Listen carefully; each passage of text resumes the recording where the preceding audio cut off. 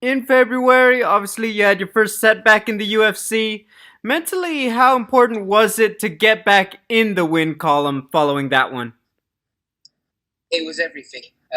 In the UFC, it's stacked with talent and the roster's forever changing, so you can't afford to have too many losses on the trot.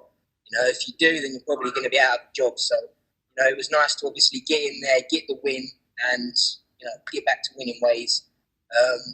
Yeah, I had a lot of pressure on that one coming off a loss. So, I hope that the crowd enjoyed. Well, not the crowd. I hope the fans enjoyed the fight. Obviously, with it being a decision.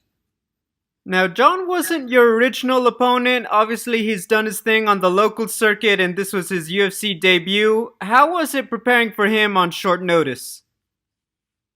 In a way, I didn't prepare for him at all.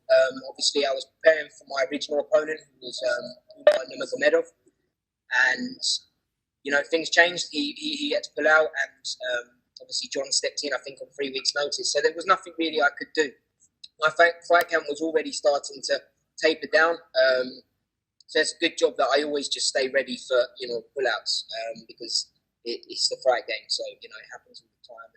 And, I just make sure that I bring the best fighter that I possibly can on the night. And tonight obviously I've done enough to get the win.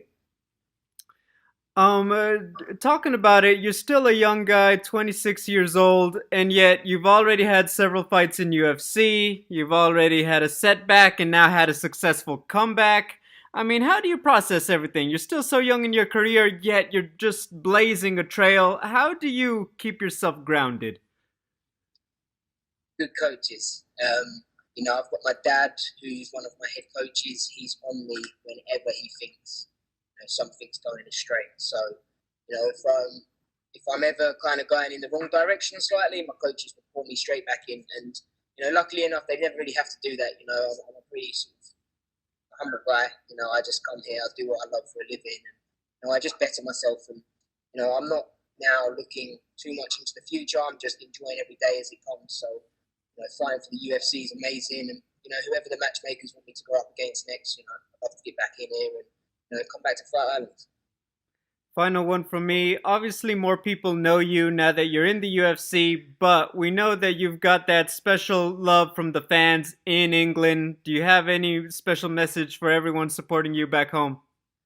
Just thank you, everyone.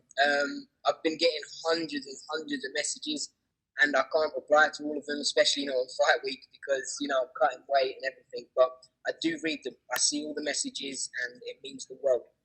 Honestly, every time I go in there, I just want to put a show on for you guys. So your support means the world. Honestly, I'm not just saying it. It really does mean